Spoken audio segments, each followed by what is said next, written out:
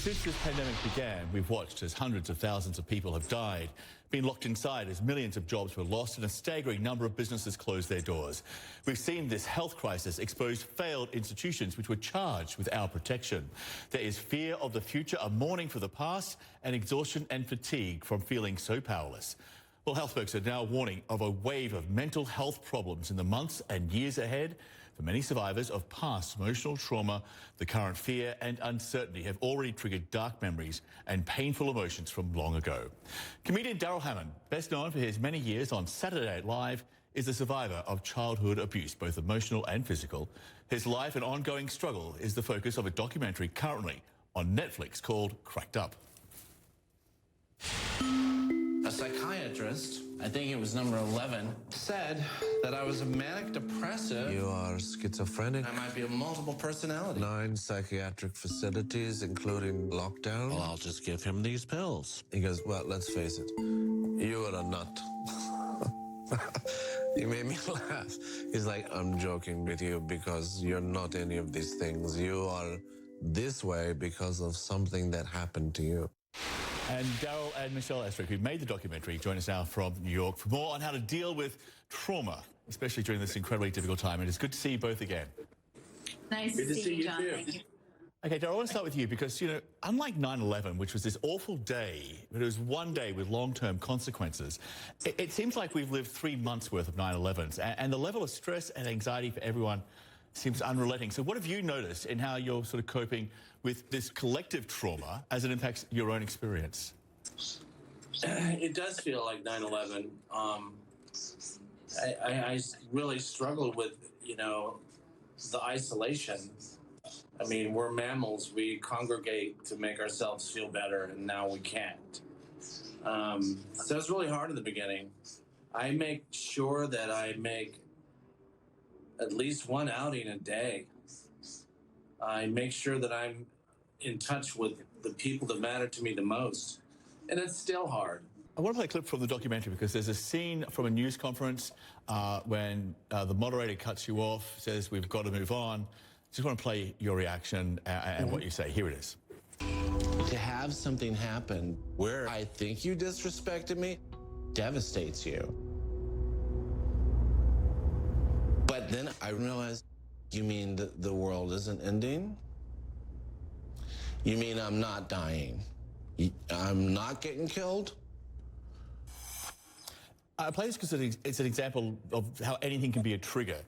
And right now, because of the increased stress and the anxiety, are there increased triggers, if you like, for people who have been, you know, survivors of trauma? You know, the biggest trigger is not knowing when it's going to end. Not really. Wondering what's going to happen if we do all these, you know, these things where we take away the lockdowns and we go out and try to do human stuff. I mean, it's a lot of fear. When does this stop? You know, I mean, listen, I'm grateful and I'm for the things that I have. But when, you know, when you're not doing the jobs you used to do, you're not living where you used to live, you're not hanging out with people you used to hang out, you're not doing all those things that used to involve congregating with people, you know, as I say, I'm still learning, and some days are okay, some days are not.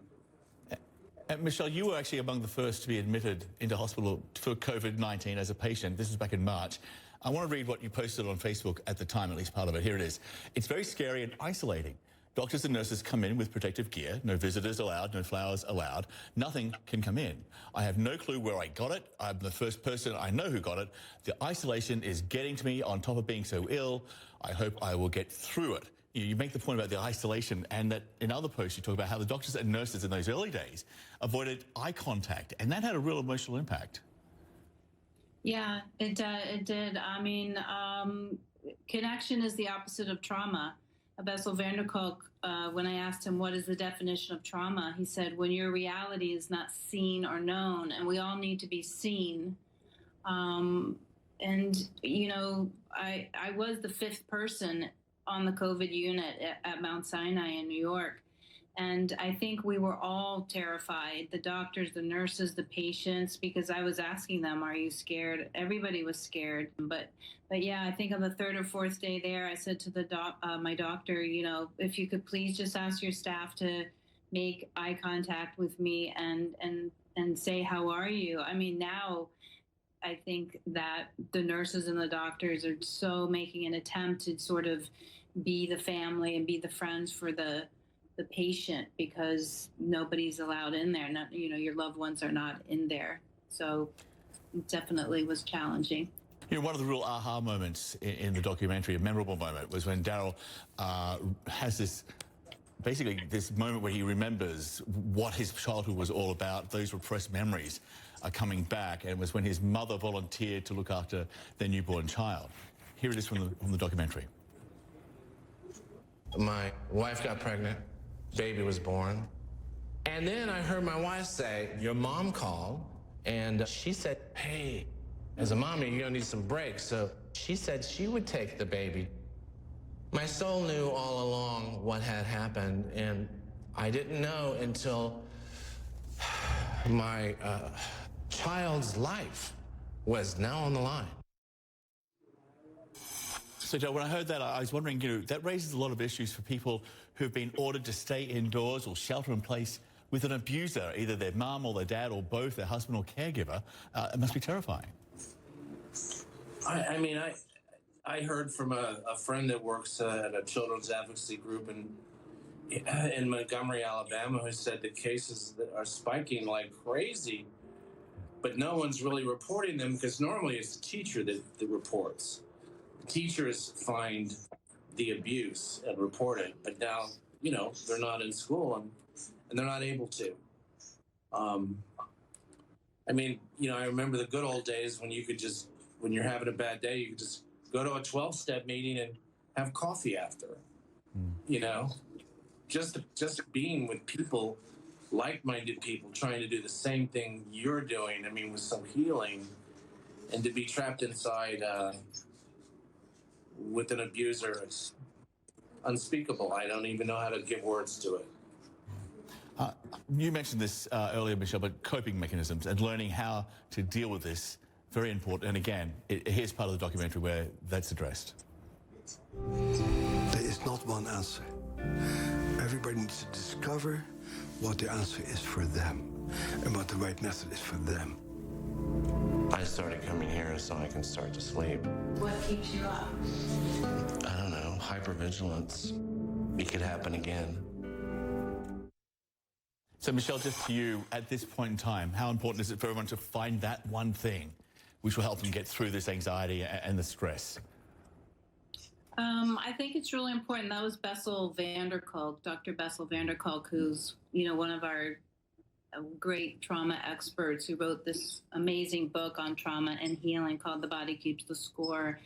And, you know, he says, like, if you're looking for a trauma therapist, don't find, don't go to somebody who's going to try to fix you. Go to somebody who is willing to connect with you, to see you, who's really interested in you. And there isn't one answer. There's many modalities. There's yoga, mindful meditation, EMDR, tapping, neurofeedback, somatic therapy. But you really want to find somebody who is interested in you. And maybe it's not even going to be a doctor. Maybe it's going to be a friend. Maybe it's going to be, you know, something that helps you calm yourself down.